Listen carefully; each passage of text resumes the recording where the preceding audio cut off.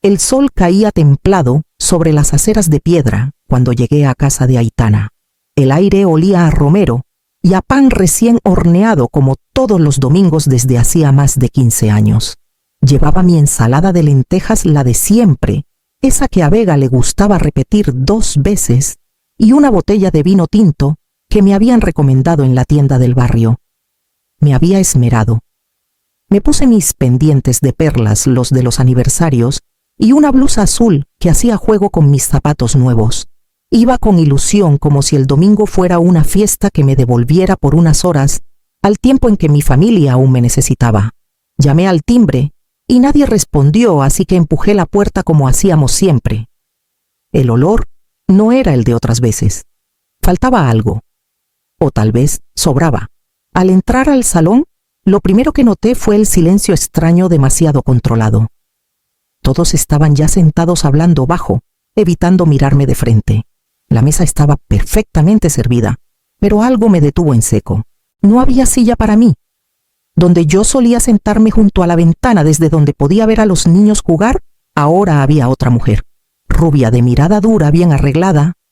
Clara, la madre de Adrián. Parpadeé sin comprender. ¿Qué? Balbuceé. Aitana se puso de pie y habló con una frialdad que no le había conocido nunca. Mamá, no hace falta que te sientes. Clara ocupará ese lugar a partir de ahora. Ella es parte activa de esta familia. ¿Tú? Bueno, tú ya no perteneces a este entorno. Creí que no había oído bien. Pero la frase siguiente me desgarró. Lárgate. Ni una sola mirada de compasión. Vega bajó la cabeza. El pequeño Iker seguía jugando con el móvil. Adrián apretó los labios sin decir palabra. Nadie dijo nada. Nadie se levantó. Nadie. Yo aún sostenía la ensalada entre las manos. El vapor ya se había disipado. Me di la vuelta sin despedirme. El aire afuera era denso y el sol ya no parecía tan amable como antes. Crucé la calle sintiendo que arrastraba algo más que mi sombra. Esa noche, al llegar a casa, abrí el vino que había llevado y lo bebí sola. Entonces llamé a Clarisa. No lo sabía aún, pero esa llamada cambiaría el curso de todo. Esa noche dormí vestida en el sofá con la blusa aún abotonada hasta el cuello. El silencio de mi piso era tan áspero como el de aquella mesa donde mi hija me despidió como si fuera una visita molesta. Me dolía la cabeza, pero más me dolía el pecho. No sabía si era tristeza, vergüenza o esa mezcla turbia que queda cuando te das cuenta de que has estado sola durante mucho más tiempo del que imaginabas. Intenté justificarla. Pensé en 1000 cosas. Tal vez Aitana estaba pasando por una crisis. Tal vez fue el estrés, el cansancio o esa Clara metiéndole ideas en la cabeza. Me repetí que no fue personal, que cualquier madre podría haber sido reemplazada si las circunstancias se torcían. Pero no. En mi interior algo se rompía con cada repetición de su frase en mi mente. Tú ya no perteneces a esta familia. Encendí la lámpara del comedor. Miré mi reflejo en la ventana y me vi vieja. No anciana, sino vieja en sus ojos, sobrante, desgastada, como si el rol que durante tantos años me definió ser madre hubiese caducado sin previo aviso. Me abracé los codos y traté de llorar, pero no pude. Las lágrimas ya se habían secado en el camino de vuelta a casa. El teléfono sonó cerca de la medianoche. Era Clarisa, mi amiga desde los años en que aún llevaba tacones. Exabogada, mente afilada y lengua sin filtros. ¿Estás bien?, me preguntó sin rodeos. No dije nada, solo respiré hondo. Te escucho. Y entonces hablé. Le conté cada detalle, desde el saludo frío hasta la silla ocupada por esa mujer de ojos fríos y sonrisa impostada. Al terminar, Clarisa no tardó ni 3 segundos en responder. Eso no es un desliz. Eso es planificación, Edelmira. No te lo dicen de frente, pero te lo van cocinando con tiempo. Y tú por cariño no lo ves. Y ahí, como un relámpago, llegaron los recuerdos. Las llamadas que Aitana no devolvía. Las veces que me pedían que me tomara un domingo libre. Las caras incómodas de mis nietos cuando les hablaba del pasado. Las comidas canceladas, las respuestas secas. Todo estaba ahí encriptado, esperando ser entendido. Solo que yo no quise ver. Esa noche, después de colgar, encendí la radio y anoté 3 nombres en un papel. Personas que hacía mucho no llamaba, pero que ahora sentía necesarias. Porque algo me decía que esto no acababa allí. A la mañana siguiente, con los ojos hinchados y el alma entumecida, hice lo que Clarisa me había sugerido horas antes: revisé mi cuenta bancaria. No tenía el valor de enfrentarme a más decepciones, pero su voz aún resonaba con firmeza en mi mente. Revisa tus movimientos, Edelmira. A veces el desprecio viene acompañado de algo más concreto. Entré en la banca online con torpeza, como quien pisa terreno quebradizo. Lo habitual: mi pensión, algún cargo del supermercado, la suscripción del diario. Pero luego lo vi. Una solicitud de préstamo personal en curso. 60.000 euros. Mi nombre, mis datos, mis apellidos. Y una fecha hacía 2 semanas. Me quedé congelada. Yo no había solicitado ningún préstamo. Tomé el abrigo sin pensarlo 2 veces y bajé a la sucursal. El banco de toda la vida, donde aún me llamaban por mi nombre. Al mostrarles la captura en el móvil, el gerente, un hombre joven de rostro amable, me pidió que esperara unos minutos mientras verificaba los documentos. Volvió con una carpeta en la mano y el ceño fruncido. Aquí está la solicitud, señora Luján. Fue tramitada presencialmente. Reconocimos el DNI y... Abrió la página de la firma. Usted misma firmó aquí. Miré el trazo. Se parecía, sí, pero no era mío. Había algo artificial, como si alguien hubiese practicado muchas veces hasta imitarla. ¿Y quién me acompañó?, pregunté, la voz rota. Aquí aparece como acompañante la señora Aitana Luján, su hija. ¿Cierto? Mi estómago dio un vuelco. Dijo que era para una reforma de vivienda familiar, un crédito solidario. Incluso presentó planos y presupuesto de obra. Muy detallado, por cierto. Me temblaban las manos. El papel se me caía de los dedos. 60.000 euros. ¿Para reformar qué? La casa de Clara, su nuevo hogar familiar al que yo ya no pertenecía. Salí del banco sin sentir el suelo bajo mis pies. El aire me raspaba los pulmones. Crucé la calle con la carpeta apretada contra el pecho. No era solo traición lo que me embargaba, era el descubrimiento amargo de que para mi hija yo ya no era una madre, era una firma útil. Esa tarde volví a llamar a Clarisa, pero esta vez con otra voz. Una voz que ya no pedía consuelo sino estrategia. Intenté hablar con Aitana esa misma noche. Quería oír su voz, su versión, aferrarme a la esperanza de que todo era un malentendido, una torpeza imperdonable pero humana. Llamé una vez, 2. A la tercera colgó sin responder. Al cuarto intento recibí un mensaje. No me molestes. Estás confundida. Descansa, mamá. Leí esa frase una y otra vez, como si las palabras pudieran cambiar por arte de magia. No lo hacían. Era una pared fría y terminante. Confundida, me decía. Como si el problema no fuera suplantarme en la mesa, ni falsificar mi firma, sino mi percepción. Mi cordura. A la mañana siguiente salí a despejarme. Pasé cerca del parque donde solía llevar a Vega y a Simón cuando eran niños. Ese banco azul seguía allí, el de las meriendas, las risas, las carreras con las bicicletas.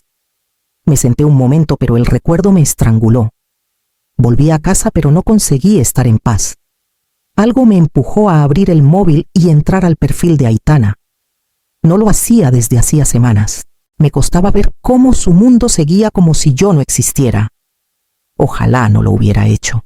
Ahí estaba Clara, sonriendo en la cocina que ayudé a reformar con mis ahorros, en el comedor donde celebrábamos cumpleaños, en fotos con mis nietos abrazada a ellos como si fueran suyos. Una de las imágenes me dejó sin aire, Clara sentada en mi butaca con Vega en las piernas. De fondo, una mesa con platos nuevos. Nada mío quedaba allí. Horas después, Vega me escribió en secreto. Mi niña, mi pequeña luz. Yaya, ¿estás bien? Papá y mamá dicen que estás enferma de la cabeza.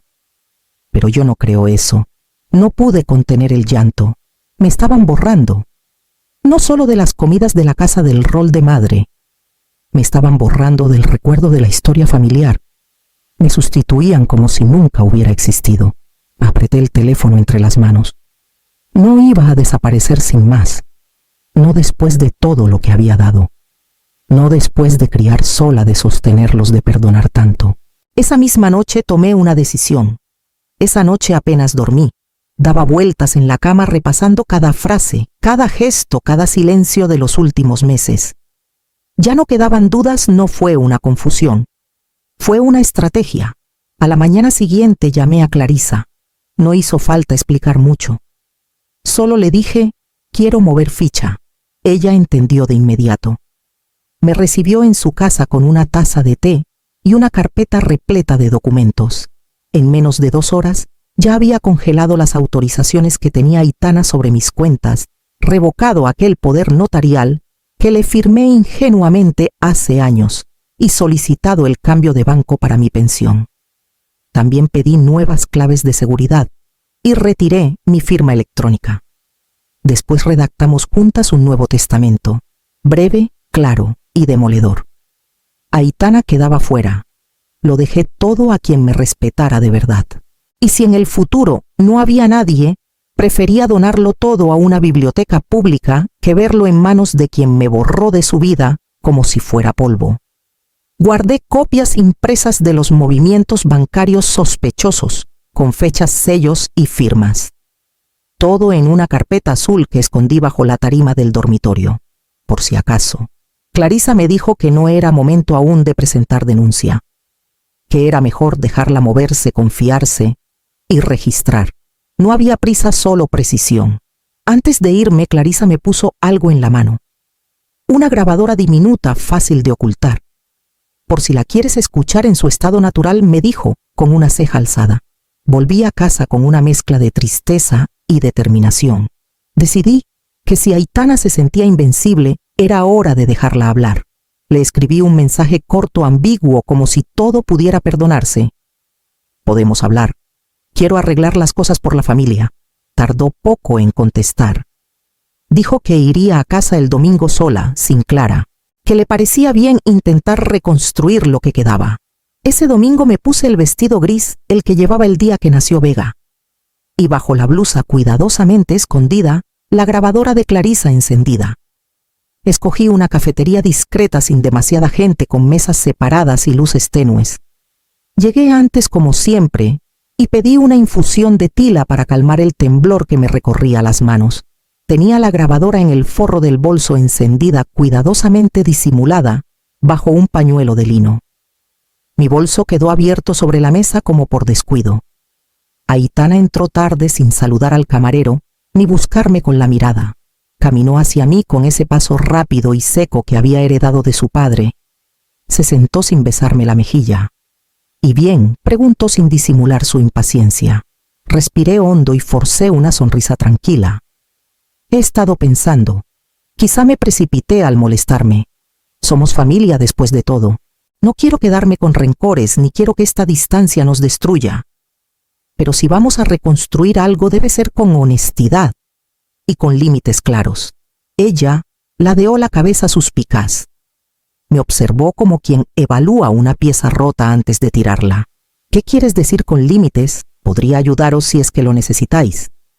No me sobra, pero si con eso se calman las aguas, quizá firmar alguna autorización, una mínima colaboración, con ciertas condiciones. Aitana sonrió. Por primera vez en meses sonrió. Pero no fue una sonrisa cálida. Era una mueca de triunfo, como la de quien cree haber ganado sin haber jugado. Lo único que queremos es que desaparezcas sin hacer ruido, mamá. Si nos ayudas, te dejaremos en paz. Ni tú nos molestas, ni nosotros a ti. Todos felices. Ahí estaba, fría, implacable, sin una pizca de duda o arrepentimiento. Ni siquiera se cuidó de hablar en voz baja. Sentí que algo dentro de mí se cerraba para siempre. Tomé el último sorbo de mi infusión, asintiendo levemente, como si lo entendiera todo. Y en realidad sí, lo entendía todo. Nos despedimos sin abrazos. Ella se fue creyendo que había ganado. Yo me fui sabiendo que por fin tenía en mi poder la pieza que faltaba. El veneno ya no estaba en el café, sino en sus propias palabras. Y yo lo había embotellado. La mesa del salón estaba impecable. Había colocado agua fresca, unas galletas de almendra y una carpeta de cartón rígido al centro. Clarisa ya estaba sentada a mi lado con su andar firme y sus ojos encendidos como los de una fiscal que no ha olvidado su oficio. A las 12 en punto la puerta sonó. Eran ellos. Aitana entró primero con ese gesto forzado de hija obediente que ya no le salía natural. Detrás venían Adrián con su chaqueta cara y expresión altiva, y Clara con su perfume dulce y su falsa sonrisa permanente. Me besaron la mejilla por protocolo, no por afecto. «¿Y bien, mamá? ¿Vamos a firmar los papeles?», preguntó Aitana sin disimular su prisa. Enseguida respondí señalando las sillas frente a nosotras. «Pero antes hay alguien que quiere presenciarlo». Del pasillo surgió el notario, un hombre discreto de voz grave. Se presentó con cortesía, y antes de que pudieran reaccionar, yo ya sostenía en alto el documento. «Este es mi nuevo testamento. He decidido leerlo en voz alta, para que no haya dudas ni confusiones». Sus rostros cambiaron al instante. Debido a actos de manipulación emocional, falsificación documental y maltrato moral hacia mi persona, desheredo formalmente a mi hija Aitana y a su esposo Adrián. Todo lo que poseo, incluyendo mi vivienda y ahorros, será destinado a la Fundación Olivo Blanco, una organización que protege a mujeres mayores abandonadas por sus familias. La boca de Adrián se abrió sin emitir sonido. Clara dejó caer su bolso al suelo. Aitana se incorporó de golpe lívida. «¿Estás loca?». Sin responderle, tomé otra carpeta y se la tendí al notario. En su interior, copias certificadas de la grabación de la cafetería, la solicitud bancaria con la firma falsificada y un documento con sello de la asesoría jurídica de Clarisa. Si no devuelven el importe del préstamo en un plazo de 72 horas, procederé legalmente. Y créanme, no habrá marcha atrás. La sala quedó en silencio denso como un trueno contenido. Por primera vez, sus miradas no llevaban burla ni condescendencia, solo miedo. Y ahí en ese momento supe que el castigo apenas comenzaba. Pasaron exactamente 72 horas. El correo del banco confirmó que el préstamo había sido cancelado. Ni una palabra, ni un mensaje, ni una mirada de esos que alguna vez fueron mi familia. Solo el eco seco del silencio. No hubo disculpas. No hubo explicaciones. Solo el acto frío de evitar una denuncia pública. Durante los primeros días el vacío pesaba. No el de la casa que ya hacía tiempo se sentía ajena, sino el de las emociones. Me descubrí sentada en la cocina con la taza de café en las manos, sin saber qué hacer con tanto espacio mental, ahora liberado del miedo, la ansiedad y la culpa. Entonces me levanté. Volví a caminar por el parque. Fui a la biblioteca municipal y me apunté a un taller de escritura para adultos mayores. Me animé a aprender algo de cerámica. Volver a mirar a la gente a los ojos fue más difícil de lo que imaginé, pero un día cualquiera, una vecina me saludó con un «Qué valiente lo suyo, señora Edelmira». Y entonces supe que había dejado de ser la madre que se quedó sola para convertirme en otra cosa, en alguien que se defendió. Clarisa me acompañó una tarde a la salida del taller. Caminábamos por el barrio cuando pasamos cerca de la casa de Aitana. Una vecina nos susurró que Clara ya no vivía allí. Una noche discutieron y la echaron. Desde entonces, nadie más la ha visto por aquí. No dije nada, solo asentí. No me alegraba, no me entristecía. Era simplemente la consecuencia natural del juego que ellos mismos comenzaron. Mis nietos, ellos no volvieron a escribirme. Ni Vega, ni los pequeños.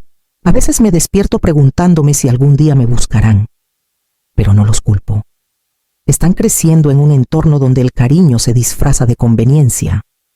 Yo he tomado mi decisión. Y aunque duela, el corte fue necesario. Ahora cada paso que doy no responde al miedo, sino al deseo de paz. Porque por fin, después de tanto ruido ajeno, comienza a reinar el silencio donde habita mi voluntad. Aquel día no era especial. No era mi cumpleaños ni una fecha señalada. Solo una mañana cualquiera, de esas que comienzan con el tintinear de la cucharilla en la taza y el leve crujido del pan tostado. Pero al abrir el buzón, encontré algo que me detuvo el corazón, un sobre pequeño, con mi nombre escrito a mano, con esa caligrafía temblorosa y aún infantil que conocía bien. Era de Vega. Me senté en el banco del portal antes de entrar a casa. No podía esperar. Rompí el sobre con manos que de pronto temblaban y leí. Cada línea era un hilo que tiraba suavemente de mis recuerdos. Ya empezaba. Mamá dice que estás enferma, pero yo sé que no es verdad. Me acuerdo de cuando me enseñabas a hacer bizcocho y de las historias que contabas con voces distintas. Echo de menos tu risa, la de verdad, la que hacía que todo doliera menos. Perdón por no escribir antes. No sabía en quién confiar. No seguí leyendo de inmediato. Las lágrimas me nublaron la vista y tuve que detenerme. Respiré hondo como si necesitara abrir espacio en el pecho para acomodar aquel amor que volvía en forma de palabras torpes pero sinceras. Pasé el resto del día en silencio. No la llamé. No le respondí enseguida. Pero esa misma noche busqué unas lanas que guardaba en el armario. Elegí colores suaves, lavanda crema, azul claro. Empecé a tejer, punto tras punto, como si pudiera entrelazar con paciencia lo que la mentira había desgarrado. 2 días después le envié una postal. Nada largo, nada solemne. Solo lo justo. Cuando quieras tomar un café sin mentiras, esta casa está abierta. Volví a dejar el sobre en el buzón con manos firmes. Luego encendí la radio y seguí tejiendo. El sol entraba tibio por la ventana y la manta crecía despacio sobre mi regazo. Por primera vez en mucho tiempo, sentí que el amor encontraba su camino aunque fuera por una rendija minúscula. Y mientras el hilo se deslizaba entre mis dedos, supe que había una conversación que tal vez no estaba tan lejos de suceder. Era domingo, de esos que antes se llenaban con voces, cubiertos desordenados y risas que estallaban entre plato y plato. Pero hoy la casa estaba en silencio. Un silencio distinto, no vacío, sino limpio, como cuando se abre una ventana después de una tormenta. Puse la mesa para 2. Nada más. 2 platos hondos, 2 copas, 2 servilletas dobladas con esmero. En la olla hervían las lentejas con zanahoria y laurel, igual que cuando Vega era pequeña y pedía que le dejara la hoja mágica en su plato. Sobre la encimera, la tarta de manzana enfriaba con su aroma dulce, recordándome que aún sabía cuidar. A las 2 en punto, Clarisa llegó con un ramo de margaritas silvestres. La abracé con fuerza, agradecida por su constancia, por no haberme soltado nunca. Charlamos sin prisa, como mujeres que se conocen más allá de las palabras. No hizo falta explicar que había una silla vacía. Tampoco preguntó por Vega. El cariño no necesita justificarse. Mientras tomábamos café, miré por la ventana. El sol acariciaba los tejados vecinos y una pareja de jóvenes paseaba de la mano por la acera. Sentí una paz tibia, serena. Ya no me dolía la ausencia. Había aprendido a no mendigar amor donde solo había desprecio. El móvil vibró sobre la mesa. Lo tomé con calma, sin apuro. Una llamada perdida. Aitana. La pantalla aún brillaba con su nombre cuando di la vuelta al teléfono y lo dejé boca abajo. El corazón no me dio un vuelco ni la rabia me agitó. Solo una certeza tranquila: no todo lo que se rompe merece ser reparado. Comimos sin hablar mucho. A veces compartíamos solo el sonido de los cubiertos. Clarisa se sirvió más lentejas y dijo que estaban mejores que nunca. Sonreí. Tal vez tenía razón. Tal vez todo sabía mejor cuando ya no se cocina para complacer, sino para nutrir lo que queda. Al terminar recogimos los platos entre risas. Luego me senté en el sofá, tomé las agujas y retomé la manta, porque aún había alguien por quien tejer.